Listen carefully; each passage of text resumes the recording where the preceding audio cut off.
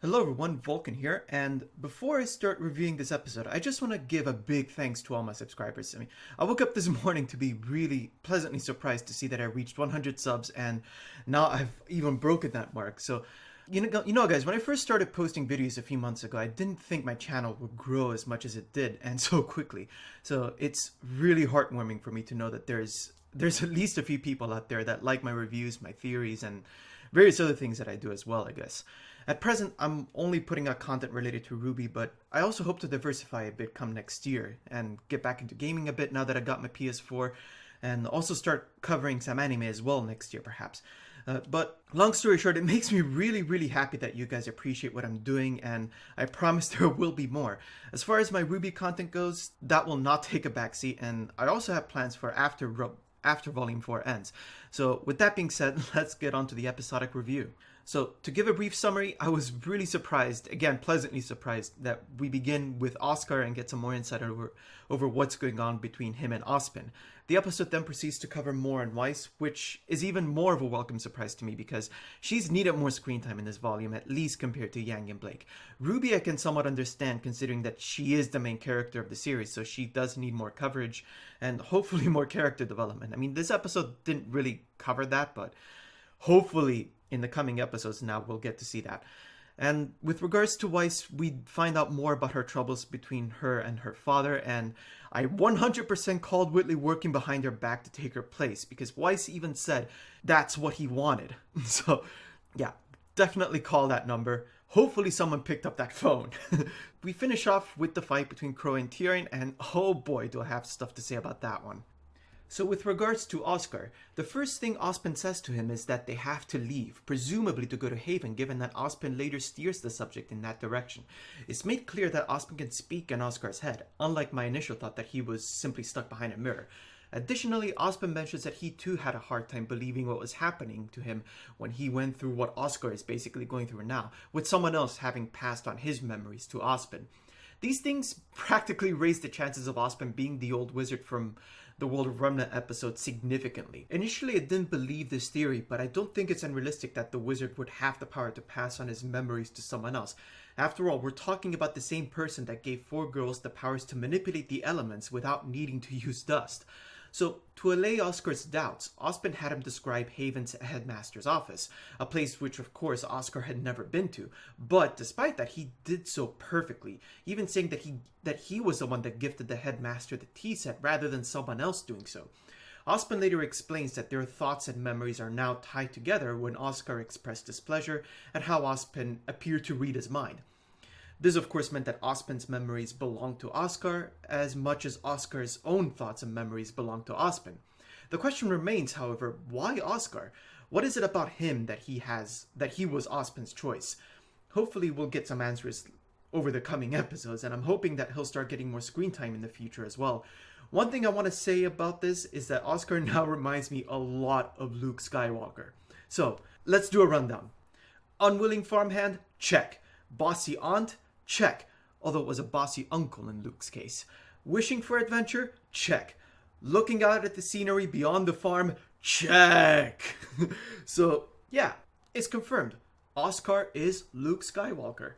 So, Ozpin passing on his memories to someone else could also explain why Cinder believed that he died. It may well be that Cinder destroyed his physical body, but Ozpin's spirit escaped before he could experience death, true death. Satan probably knows about Ozpin's ability, implying a connection between them. Now, I still strongly believe that wizards and witches are connected to Grimm because of the silver eyes. The fact that they're able to affect both Grimm and Maidens suggests a correlation between the two, and as we know, it was the wizard who gave the Maidens their powers. Moving on to Weiss, a lot of what went down in this part went exactly as I expected. You could even say that I predicted this perfectly. Jacques is of course very disappointed with Weiss and her behavior during the charity event, worried that she tarnished his image beyond repair. He continues to prove that he's the worst father of all time, to say the least, in putting his reputation above his daughter's well-being. And when Weiss once more says that she wants to leave Atlas and follow her own path, Jacques of course wants none of that. This further proves how much of a jerk he is by straight up saying that he doesn't care about what she wants. And you know what's even more disgusting about him is how is how he has the audacity to pretend he worries about the family name and its reputation when he's really more concerned for himself. As we know from the World of Remnant episode, Jacques has done a lot more to tarnish the name than Weiss could ever hope to do. The Schnee Dust Company no longer symbolizes honesty and integrity the way it did during Nick's days as the head of the firm. He doesn't value the safety of its workers and possibly even discriminates between human and faunus members of the workforce. Sure, he did say that they both get equal pay, but what about benefits? And Weiss then calls him out on his false pride, pointing out that he only married into the family. He has no right to talk about the Schnee name with pride as though it were his own name. He was in it for the money and the success right from the beginning. Fundamentally, he has nothing to do with the Schnees. This also makes me even more curious to see Weiss's mother and what her relationship with Jacques is like.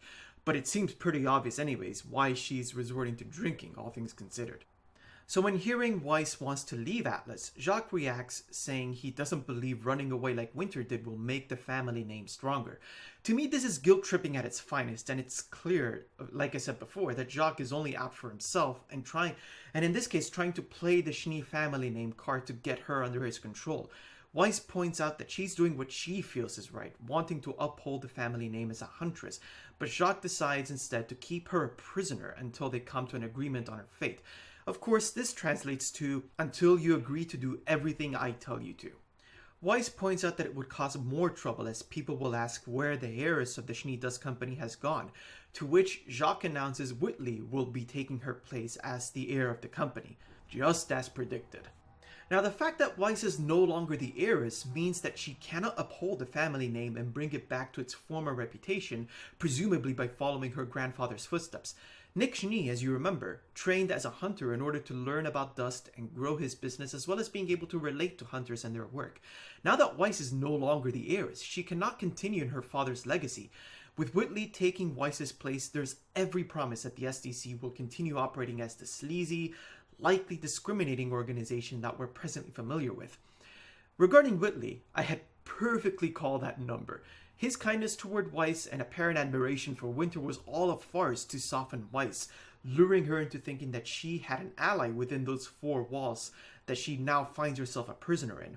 His shit-eating grin in the last episode during Weiss's breakdown indeed turned out to be a winning smile, the kind one does when their luck is turning for the better. Whitley does say that it's foolish to fight against his father's will, which is interesting given that he appears to be looking after himself more so than anyone, something that he certainly takes after Jacques. So it'll be interesting to see how Whitley's behavior around his father will be now that he's secured his place as the heir of the SDC. Following this, Weiss understandably breaks down and cries on her bed. However, I really admire Weiss for the fact that she didn't do so for very long, and it shows her strength of character and that she's willing to keep moving forward despite all the adversities that she's facing. There's that theme again. So, seeing the airships flying outside her window inspired her to take up the sword again. It's clear as day to me that she has every intention to run away and continue her path as a huntress. The question is, though, where will she go? Perhaps Atlas, or will she go to Haven? Atlas right now seems the more logical choice as the airships appear to be what inspired her to start training again. However, it's also the case that she might want to remain as far away from her father as possible, and staying in Atlas might cause her more trouble than she needs. Not to mention the fact that she clearly said that she doesn't want to be in Atlas at all, and with Beacon not being an option, Haven seems the logical next step. And now, the part we've all been anticipating the most, Qrow versus Tyrion. Admittedly, some aspects of the fight didn't appear to make a whole lot of sense. First of all, RWBY appearing to be in good shape after the beating she took in the last episode was a bit unexpected. Granted, she wasn't much use during the fight, but for all the movement that she did, you'd think she hadn't taken a powerful kick to her stomach. This either suggests that she has a lot more aura than we thought, or there's some oversight in the writing. Of course, there's also the chance that Tyrion wasn't taking the fight seriously, but considering his adoration for Salem, it's safe to say that he means business because he wants to follow her orders to the letter, even against Ranger who from his perspective look like amateurs. Given that aura protects hunters and huntresses from physical harm, her aura being extinguished in the last episode doesn't necessarily mean that she's physically harmed. Therefore, I'd rather believe that her aura is indeed quite strong and is able to take a lot of punishment. The other part that may or may not make sense is how Qrow beat the crap out of Tyrion with his bare hands just because he could. Something that might look out of place considering Tyrion should be more specialized in hand-to-hand combat, given that his weapons are more suited for that style of fighting, whereas Qrow would be more focused on his weapon. But by the heavens, did he look like a badass in this scene, and for that reason alone, I will forgive this. Overall, the fight was absolutely fantastic. It was very fast-paced, visually pleasing in every aspect, and really conveyed a sense of speed one should expect from high-level fighters like Qrow and Tyrion. Additionally, it was shown how much power these guys have when Qrow struck a blow that Tyrion managed to block, but the force was so strong it broke part of the building in the background. This fight goes a long way to emphasize just how much of a power gap exists between the likes of Qrow and Team Ranger. Like I said before, RWBY didn't prove to be a lot of help in the fight. When she tried to snipe Tyrion from above as he was fighting her uncle, the two were made to look like they were moving too fast for her to follow. And even when they took a break and stood still, RWBY's shots still couldn't hit Tyrion because he simply batted them away with his tail without even looking. Red and Nora also tried to fight for the best part of a few seconds before being forced to retreat. Now, I can justify the fact that they didn't want to interfere afterwards, considering that they were way in over their heads. And as I expected, Qrow told the kids to stay back, as he couldn't fight someone like Tyrion and protect them at the same time. This just goes to show how strong Tyrion is to be able to push Qrow this far. And as it turns out, he wasn't wrong, for when he rushed to save RWBY from being crushed by wooden beams, Tyrion took that opportunity to stab him with his tail. Sure, all he did was graze him, but there's every reason to think that Qrow is poisoned, and quite badly. So you can see that when RWBY cut Tyrion's tail off, you could see the poison gushing out everywhere, which suggested that he was releasing his poison. This also hints that the change in his eye color occurs when he's creating the poison in his tail. One other curious thing about the tail is that, at least to me, it looked like the tubing which allowed the poison to flow was mechanical. This could mean either that his tail is artificial, as some people have speculated, or that Tyrion went through cybernetic enhancements, possibly to strengthen his poison and, of course, his tail. As of now, though, I'm very worried about Qrow. In the real world, there are certain types of scorpions whose poison are able to kill humans. The amount of poison needed for this isn't likely to be that much considering their size.